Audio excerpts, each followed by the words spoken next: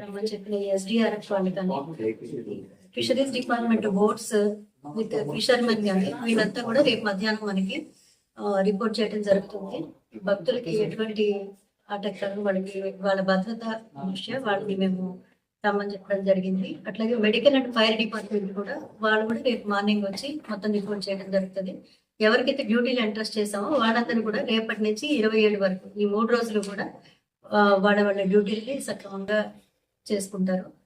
ఇంకొకటి భక్తులు అందరూ కూడా అధికారులు ఇచ్చే సూచనల్ని పాటించుకుంటూ ప్రశాంతంగా భగవంతుడి దర్శనం చేసుకుని ఎటువంటి అవాంఛనీయ సంఘటనలకి తావు ఇవ్వకుండా వీళ్ళ సూచనల ప్రకారమే దేవుడి దర్శనం చేసుకుని ప్రశాంతంగా వాళ్ళ ఇళ్ళకి తిరిగి వెళ్ళాలని చెప్పుకోరు.